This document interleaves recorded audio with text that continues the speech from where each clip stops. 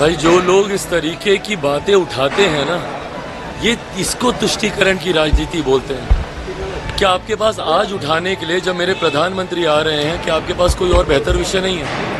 आप खुद क्या कर रहे हैं इन बातों को उठाकर, और आप बोलेंगे ये सारी बातें? जिन्होंने खुद अपना समीकरण जातीयता के आधार पर, सांप्रदायिकता के आधार पर बनाया हुआ है। जब ये लोग MY समीकरण की बात करते हैं तो किस चीज़ की बात करते हैं?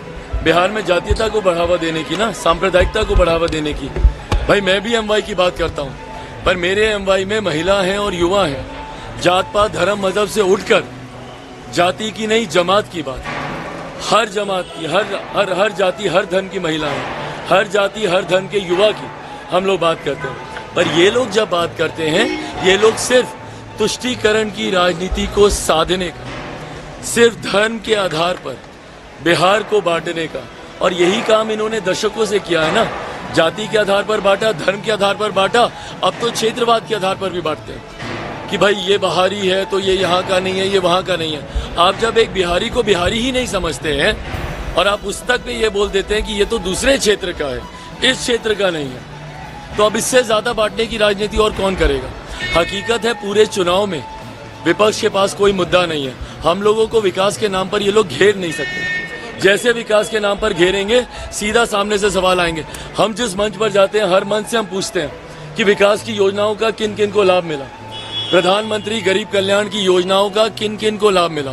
आप जाकर पूछिए किसी से, कितने लोगों को यहाँ पे आज की भी तारीख में 5-5 किलो राशन मिल रहा है? एक एक हाथ उठेगा। पूछिए उन लोगों से कितने लोगों को आयुष्मान योजना का लाभ मिल रहा है? एक एक हाथ उठेगा। उज्ज्वला योजना हो, ये तमाम योजनाओं का जिनको लाभ मिल रहा है, ये किसान सम्मान निधि का जिनको लाभ मिल रहा है, तो उनका विश्वास प्रधानमंत्री जी पर है।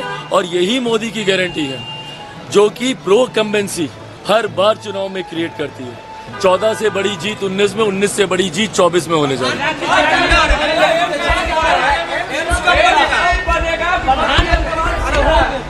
भाई समय पर उसका भी निर्माण कार्य पूरा हो जाएगा। पर जिनको आज इतनी चिंता है, उन्होंने अपने जमाने में क्या किया अस्पतालों को लेकर? भैया आप स्वास्थ्य मंत्री भी रहे थे ना, आप जाकर एम्स तो भैया केंद्र सरकार के अंतर्गत है, हम लोग बनाएंगे भी चलाएंगे भी। दिल्ली से लेकर पटना तक के सारे एम्स सुचारू रूप से चल रहे हैं। आप जब बिहार सरकार में आप मंत्री रहे थे, आप बताइए ना भैया, आप ही के पार्टी के पास विभाग थे, आप लोगों ने क्या किया? बिहार के अस्पतालों की हालत किसी से छुपी है क्या? आपकी राज्य में सरकार भी थी, आप ही के परिवार के 2-2 मुख्यमंत्री रहे। ऐसे में बिहार की स्वास्थ्य सेवाएं क्यों नहीं बेहतर हो पाई? दूसरों पर उंगली उठाना बड़ा आसान होता है, पर अगर आज आप लोगों ने काम किए होते, और मैं दोनों से पूछ रहा हूँ, कांग्रेस से भी, 55 साल आपको मिले। अगर 55 साल केंद्र में आपने किया होता, 15 साल में अगर बिहार को आपने विकास की राह पर आगे लेकर गए होते, तो आज ये सवाल दूसरे से नहीं पूछने पड़ते। आज आप अपनी कामयाबियों के आधार पर आप चुनाव लड़ रहे हो।